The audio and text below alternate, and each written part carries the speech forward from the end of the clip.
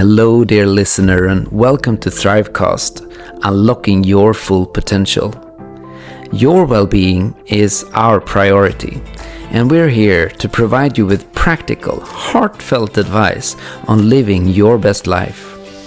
Together, we'll explore identity, purpose, prosperity mindset, authenticity, and so much more. So grab your headphones and get ready. Your journey starts now.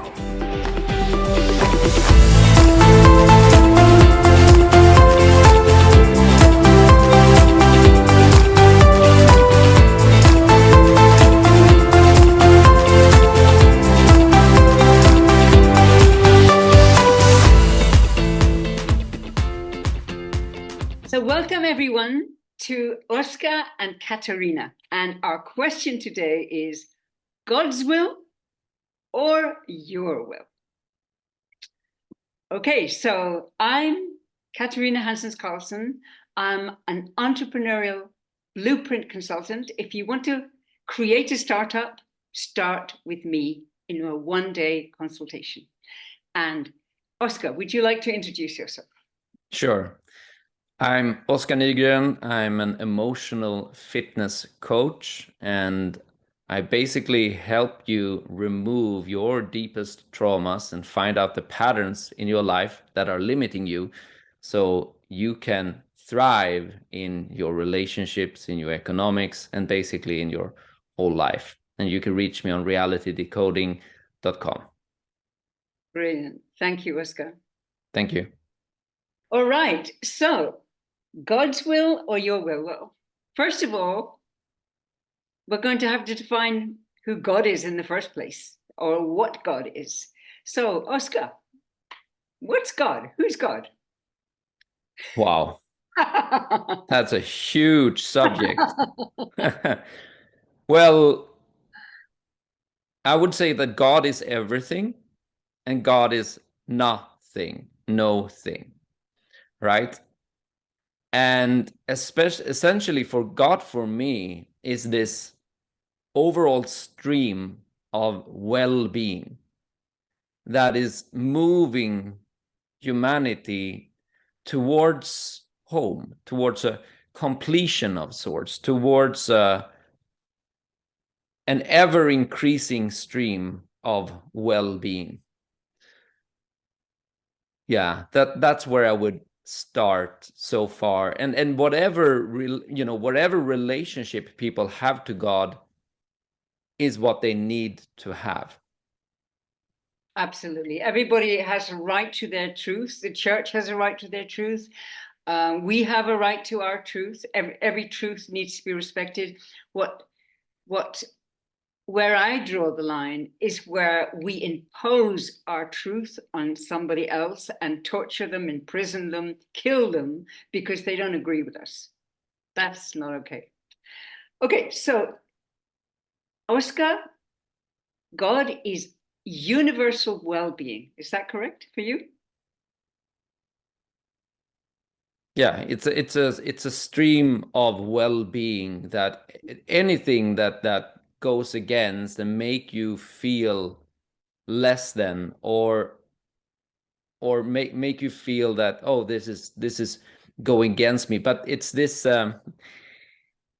it's essentially when you feel that you no longer are in that stream of well-being, that's when you're moving away from God.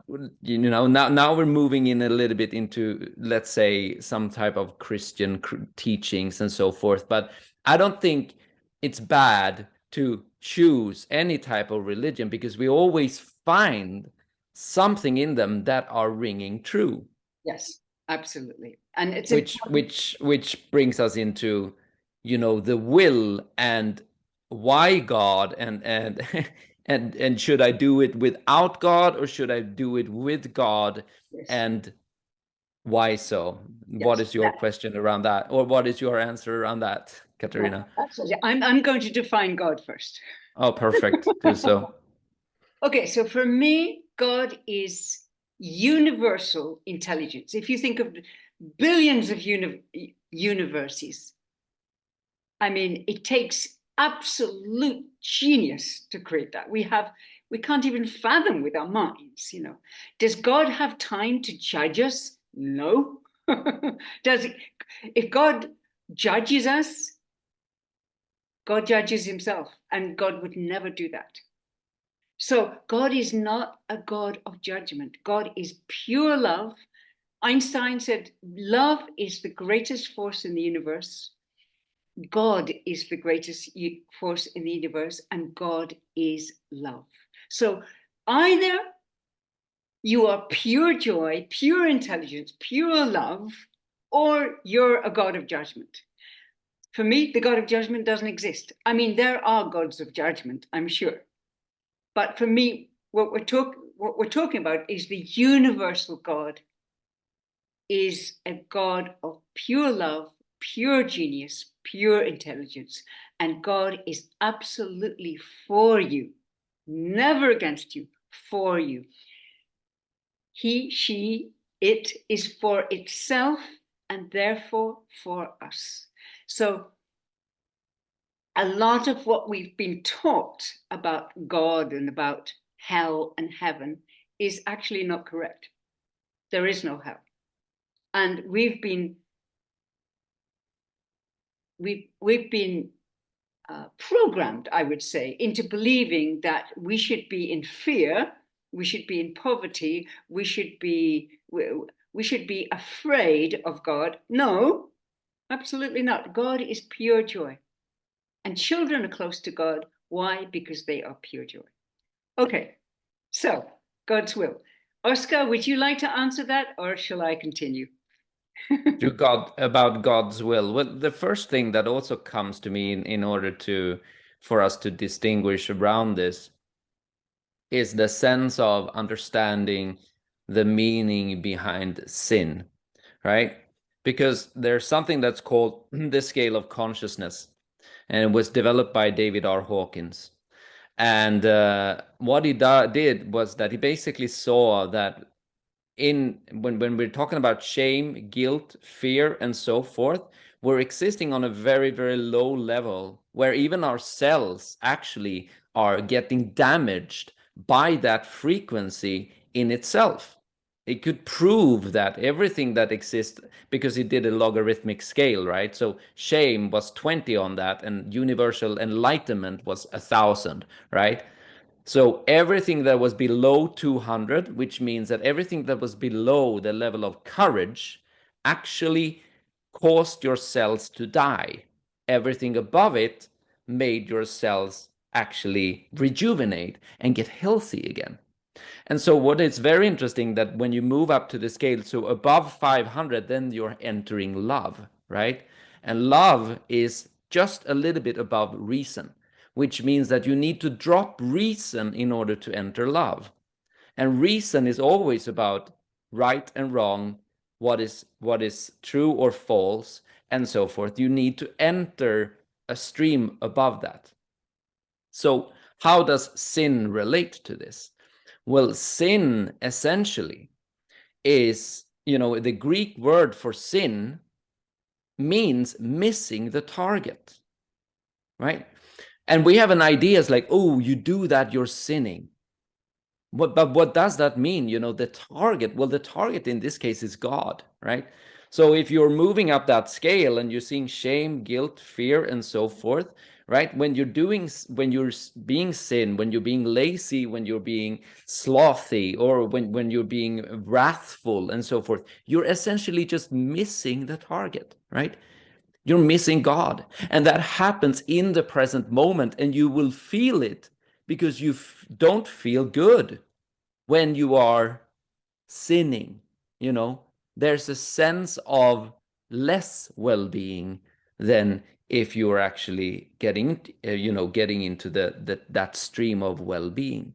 So God's will for me is to move you away from that part where you're sinning. You become aware of where it is that you're somehow not tapping into that stream of well-being and moving further and further deeper into that well-being.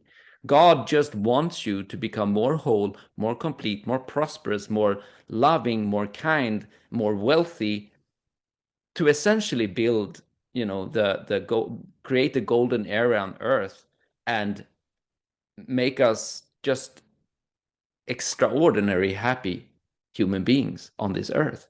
That's my idea of God's will. What Beautiful. about you?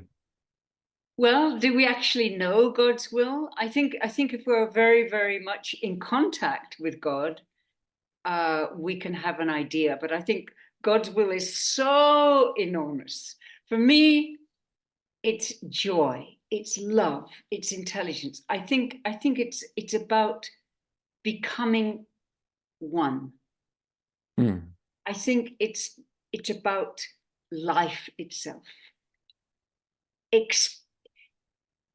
I think God wants us to live and express fully. Why? Because then God expresses and lives more fully. So, do we know exactly what his will is? I don't think so. However,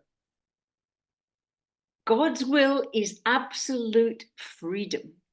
And so that takes us to our next question. What is our will? And is there a conflict between God's will and our will? And I say absolutely not. We can, as Oscar described, we can go against ourselves so that our vibration is so low that we're actually attacking our own selves. That should be a very good clue to what we're actually doing to ourselves, because scientifically it doesn't work to be negative. Scientifically it doesn't work, as Oscar was saying, to be in a polarity of good, bad, right, wrong. We've been in that polarity so long. Peace, war, no. Enough of polarities. Love is actually not a polarity. There is no such thing as the opposite of love. Some people say, well, there may be hate. We have created that polarity, but love in itself is a whole universe. Universes, it is God itself. So love and joy are not polarities. So is God's will in conflict with ours? No. So our next question is, what is your will? So, so first of all, the first question, Oscar, is our will in conflict with God's will?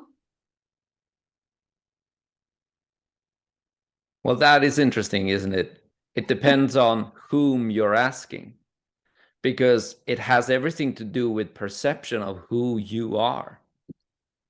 Because if you regard yourself as, I'm a spiritual being having a human experience, then obviously you become very aware that you are not in conflict with what God is desiring.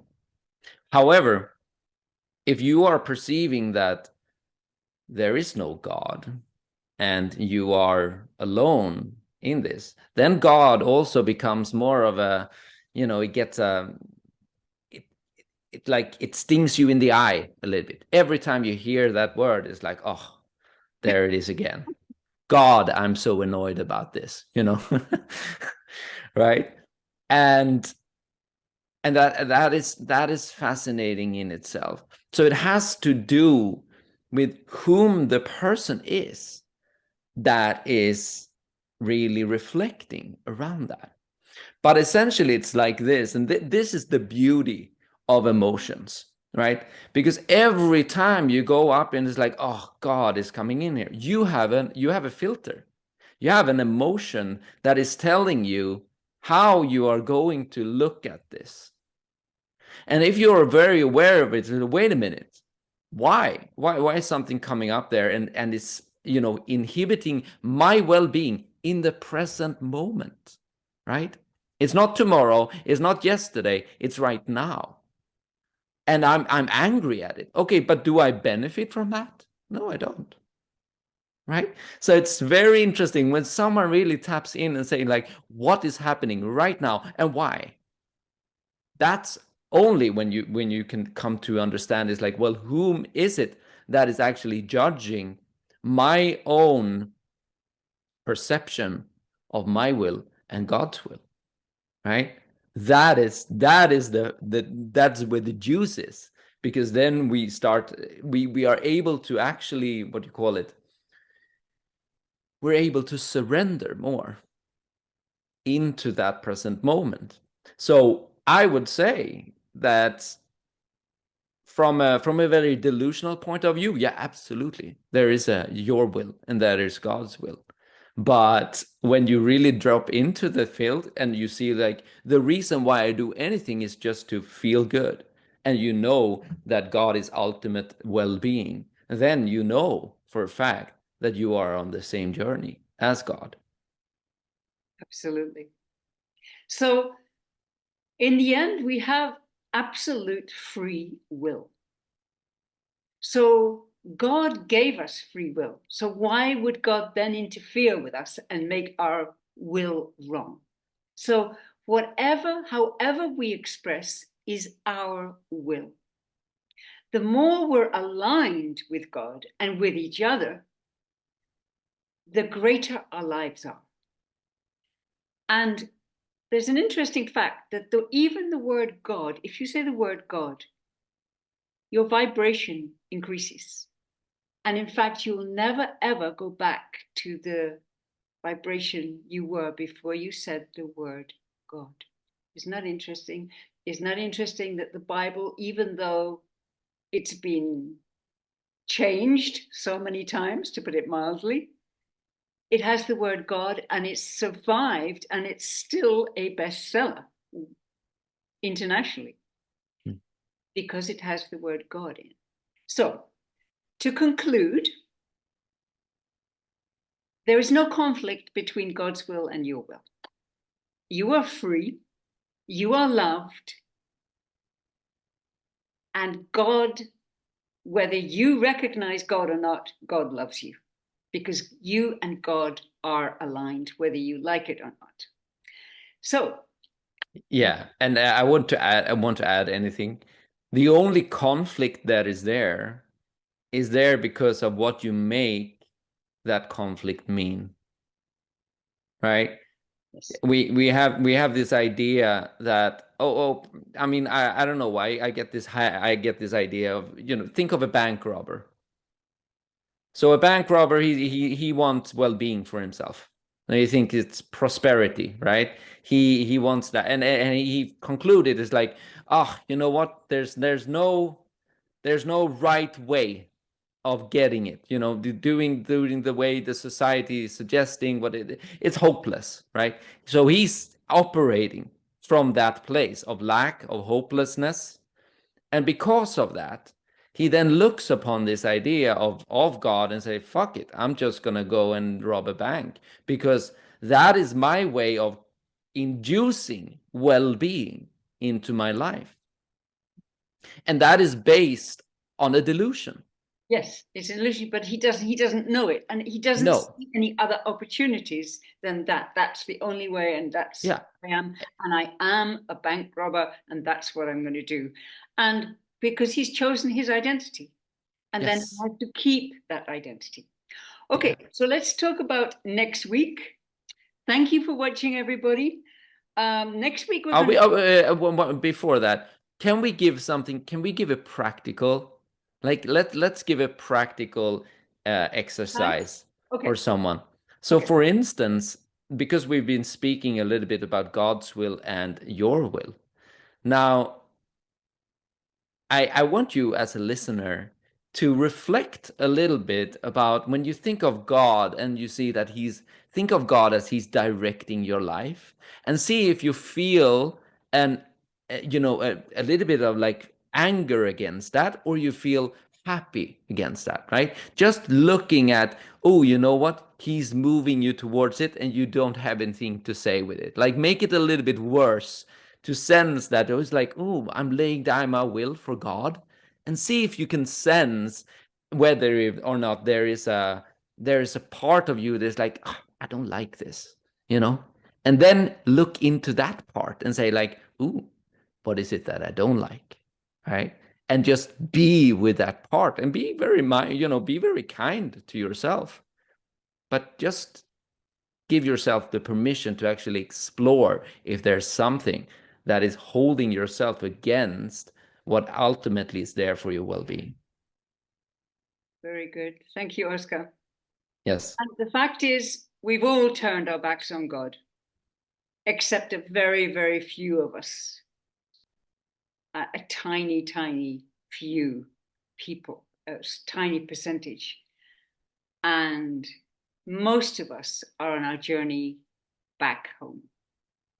All Yes. right. Thank you. So next week, our question is poverty or prosperity? So thank you so much, Oscar. How do we get in contact with you? Yeah, you can reach me on realitydecoding.com, where you can have a 30-minute conversation with me free of charge, where we find out where you are and where you want to be, so you thrive in life.